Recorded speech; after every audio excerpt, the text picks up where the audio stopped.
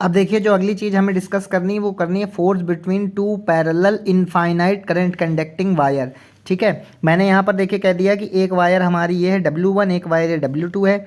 इस W1 wire में I1 current flow हो रही है, W2 वायर में I2 करंट फ्लो हो रही है और दोनों एक दूसरे के पैरेलल हैं, इसलिए इनका जो म्यूचुअल सेपरेशन है पैरेलल में वो R है और इसके जस्ट अपोजिट यहाँ एक पॉइंट P है। ठीक है तो देखिए इसमें अप्रोच क्या है, हमें फोर्स क्योंकि निकालनी है, बल्कि फोर्स नहीं निकालते हैं हमने यहाँ पर फोर्स पर यूनिट लेंथ निकालते हैं। फोर्स पर यूनिट लेंथ ये हम लोग निकालते हैं। और आपने 9th क्लास में भी पढ़ा होगा कि यही हमारी जो 1 एम्पियर की बेसिक डेफिनेशन का भी यही जो फोर्स पर यूनिट लेंथ होता है यही पैमाना भी होता है। ठीक है, यह आपने 9th में वैसे पढ़ा होगा। ठीक है, लेकिन अब ज़्यादा पुरानी बातों को याद नहीं दिलाऊंगा। अब देखिए यहाँ पर हमें क्या करना है, यहाँ पर इन दोनों के बीच में फोर्स निकालना है। कैसे निकालेंगे, देखिए हम जानते हैं कि इस वायर के कारण इस P पॉइंट पर, या आप कह सकते हैं इस पूरी वायर के अलॉन्ग एक मैग्नेटिक फील्ड बनेगा। ठीक है, उस मैग्नेटिक फील्ड में ये एक्सटर्नली ये वायर रखा हुआ है, तो इसके कारण इन पर आपस में फोर्स लगेगा। और क्योंकि दोनों वायर सेम डायरेक्शन में हैं, दोनों में सेम करंट डायरेक्शन सेम है मतलब, तो इन दोनों पर रिपल्सिव फोर्स लगेगा, नहीं सॉरी, इन दोनों पर अट्रैक्टिव फोर्स लगेगा। और अपोजिट डायरेक्शन में होती तो रिपल्सिव फोर्स लगता है। यहाँ पर थोड़ा उल्टा मामला है। ठीक है, तो ये आप चीज़ यहाँ पर ध्यान रखिएगा। अब देखिए यहाँ पर क्या करेंगे हम लोग, सबसे पहले हम लोग यहाँ पर निकालेंगे मैग्नेटिक फील्ड यानी B field due to wire number 1। तो वायर नंबर 1 के कारण देखिए जो मैग्नेटिक फील्ड होगा R डिस्टेंस पर वो हमारा हो जाएगा। देखिए हम यहाँ पर आपको जो मैथमेटिकल पार्ट है वो बता रहे हैं, थ्योरी लिखना वो आप सीख चुके हैं, वो आपको आता है। तो हम यहाँ लिखेंगे μ0/4π 2I अपॉन, क्योंकि फर्स्ट वायर में है इसलिए 2I1/R। ये होगा इस मैग्नेटिक फील्ड में जो इस वायर के कारण मैग्नेटिक फील्ड बना है वो है। अब देखिए ये हो गया हमारा B1, हम लिख देते हैं क्योंकि ये हमारा फर्स्ट वायर के कारण बना है। अब देखिए इसी मैग्नेटिक फील्ड में ये सेकंड वायर प्रेजेंट है, तो यहाँ पर इस पर एक लॉरेंस फोर्स लगेगा इस वायर पर। तो यहाँ लिखेंगे force on W2 due to B1।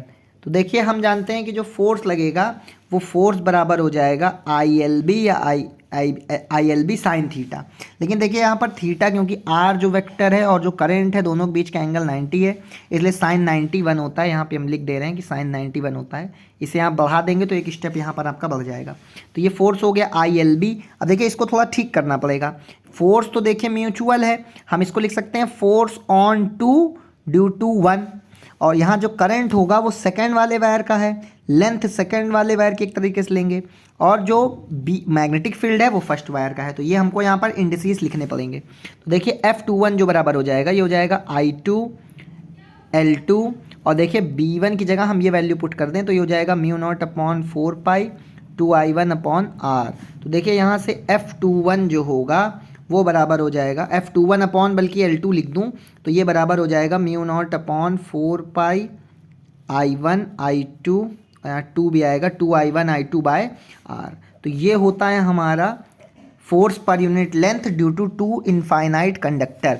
अब देखिए न्यूटन के थर्ड लॉ से जो फोर्स 1 2 पे लगाएगा वही सेम फोर्स 2 1 पर भी लगाता है। यानी कि यहाँ पर जो F21 अपॉन L2 होता है वो F12/L1 के इक्वल होगा, यानी force on 1 due to 2 by length of 1। ये हमारे दोनों बराबर होते हैं, इसलिए हमें इन्हें सिंपली F/L यानी फोर्स पर यूनिट लेंथ लिखते हैं। तो यहाँ पर फाइनली आप इसमें पुट कर देंगे तो ये हो जाएगा फोर्स पर unit length is equal to μ0/4π 2I1 I2/R। तो ये हमारी फाइनल एक्सप्रेशन हो जाएगी। ठीक है, और यहाँ से देखिए 1 एम्पियर की डेफिनेशन हम लोग कैसे निकालते हैं। अगर हम लोग ये कह दें कि I1 I2 दोनों 1 एम्पियर हैं और यहाँ पर जो डिस्टेंस है ये 1 मीटर हो जाए, यानी अगर 2 वायर लिए जाएं जो इनफाइनाइट लेंथ के हों और दोनों में हमारा जो कह सकते हैं एक तरीके से करंट है वो 1 एम्पियर होगा, तो जो फोर्स पर यूनिट लेंथ होता है ये 2 × 10⁻⁷ न्यूटन पर मीटर, इतना जो है फोर्स यहाँ पर लगता है। तो ये हमारी डेफिनेशन हो गई 1 एम्पियर की। तो ये भी आप इससे बना सकते हैं, इसे आप सर्च करके अच्छे से लिख दीजिएगा। ठीक है, तो ये मैंने आपको बता दिया है। ठीक है।